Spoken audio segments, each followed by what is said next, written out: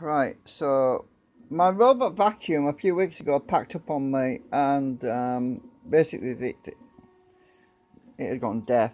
Well, it didn't pack up completely. I mean, it wouldn't respond to remote control, and it also wouldn't find its home base, and it would just crash into the charge station and start bumping around and making a right clattering racket it was.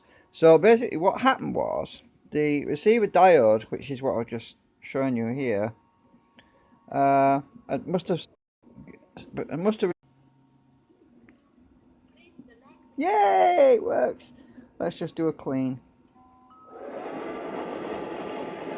Yeah, I'm happy because it saved me a fortune, because I mean, and a lot of hassle because I had to park it manually every time. I mean, I had to keep, every time it went flat, it couldn't find its charging station, so... Oh, what's it doing now? It's going around in circles now. Oh, hang on. Oh, I think... Oh, it's got something fouled in it. Hang on a minute. There's always another problem. Hang on a minute. Let's see. What's that error? Error 6. What's that? So we've got another error now. Oh, it's got some hairs in the thing.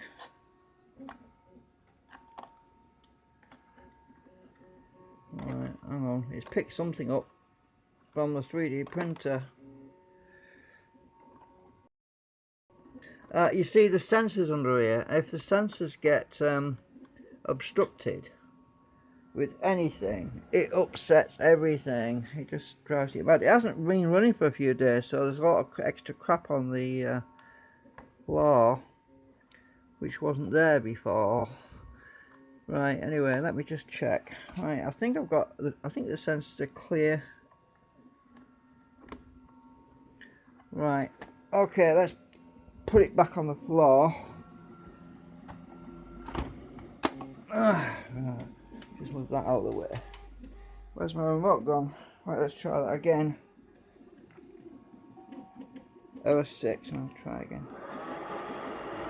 Oh no, it's going backwards again. Why is it doing that? Oh, stop it.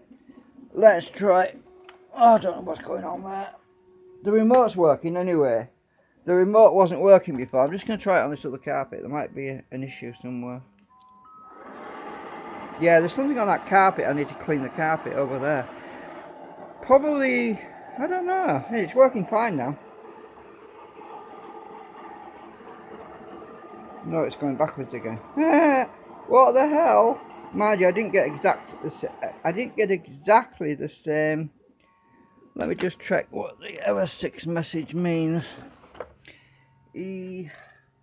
Oh, I'm going to get a book. Right, there's always something else. I didn't get the exact right infrared receiver because I couldn't find anything on the internet. There's no service manual, you see. So I used a different one that was slightly larger, but that shouldn't matter really. Where's the one? Right.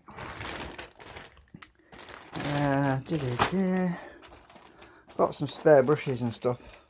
Well, that's the manual, and I need to find out what error 6 is.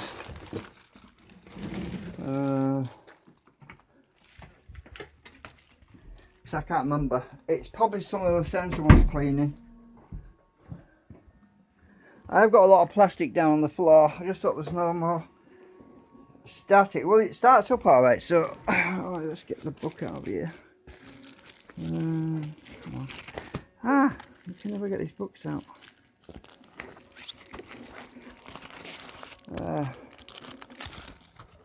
Right, come up, you bugger.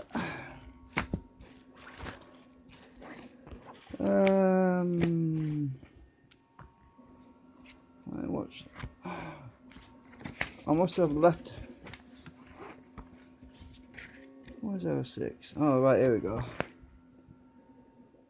Oh, error 6. Bumper sensor failure. Oh, check bumper's sensitivity or foreign matter.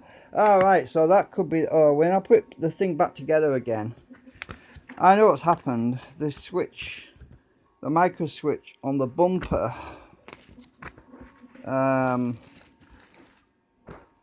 not be located properly. Let's read the effing manual. Well, let me just turn it off a minute. What's happening? I'll turn it off. It's jammed. The bumper's jammed, so I haven't got it located properly. Hang on.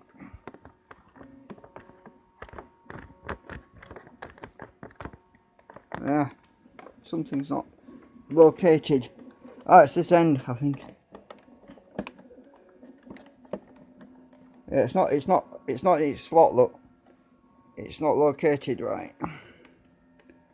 Ah. Yeah, when I tighten these screws up, I didn't get it right. That's what's wrong with that. So something else. Right, I've got to loosen these screws a little bit. The bumper was stuck on all the time. That's why it kept reversing. I'm just loosening these screws.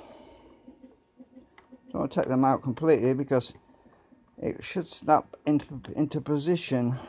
Actually, I don't need to on this side. It's just the other side. Right.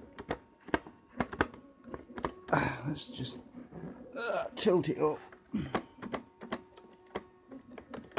Right, that should work. Now, if I just hold the bumper in with my knee while I tighten that screw, it should be right.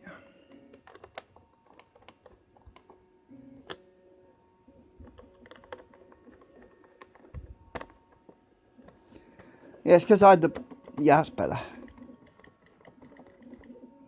There is something tight though somewhere.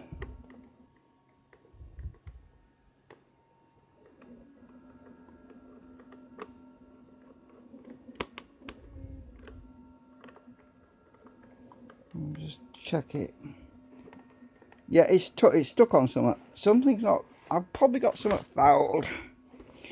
Hang on. I'll just take this bumper off of this end.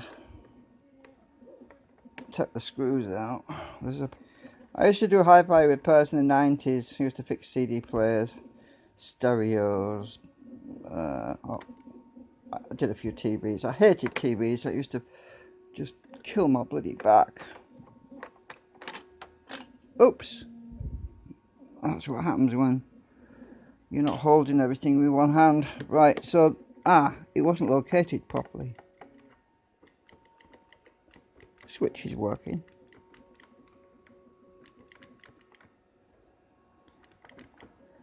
Right.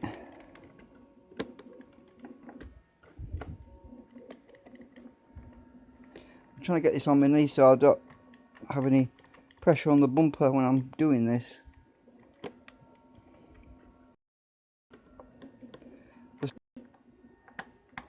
Oops, I can't do that with one hand. Right. Take them off. It just spins around if I don't put my finger on it.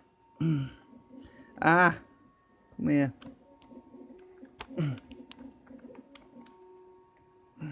Right, take these brushes off because I can get to it a bit better. Right, so anyway, I'll put the new sensor in and everything's working fine apart from this bumper, which is what I had to take off. I didn't get the bumper on right, that's all.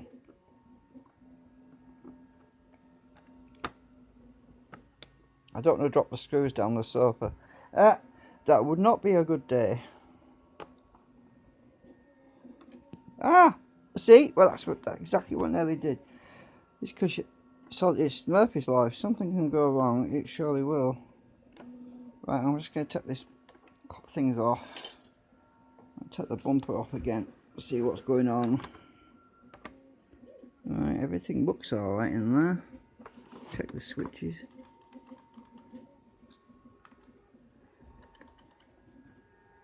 Don't know what got fouled up. I have no idea. Something's sticking on it. Right, I'm just going to take this thing off. I'll take the bumper off again. See what's going on. Right, everything looks alright in there. Check the switches. Don't know what got fouled up. I have no idea. Something's sticking on it. Oh, I have an idea what it is. Yeah, do you know I was telling you that the actual sensor, I couldn't get the exact same one. I actually got, the one I got is slightly larger. It's a little bit fatter. So what's happening is that little bracket that's holding the sensor is catching on the lip on the top there. So there's a shelf up there, and it's catching on that shelf. So right, all right. Anyway, so what I have to do is get my chisel and scrape a bit of plastic off this, just off this little bit here that's sticks out. I'll show you what I mean. Where's my pen? Because this, because it's slightly prouder and it's slightly higher up. This area here is catching on the shelf, so that's what's going on.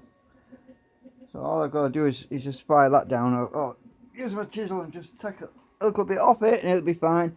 I am not going to order another flipping infrared sensor from China that's smaller, because I couldn't find anything. The only one I could find was this particular one. I did a PDF thing search and I couldn't even find anything in it. Couldn't even find a PDF for it either. The original one that was in there, I can't see any numbers on it, and there's no schematic diagram. There's no numbers on the damn thing whatsoever. This is what you get from China. No writing, no flipping information. So I've got no schematic, I've got no information. That's the original one. The leg come off as well, by the way, when I was trying to get the static shield off, which I couldn't use because the bigger one wouldn't fit. This is the static shield. It's a piece of metal that that goes around. I tried to stretch it and get it on the new one, but I thought, sod it, doesn't work. I've got 9 more spares anyway, because I got a pack of 10. Anyway, so all I have to do is just scrape that down. So I'm going to end the stream because I can't do it while I'm holding the phone anyway. So yeah, so that's all it is.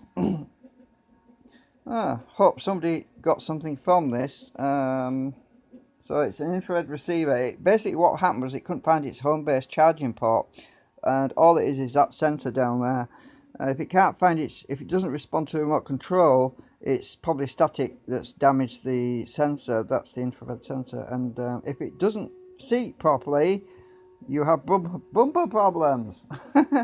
Anyway, that's it for now.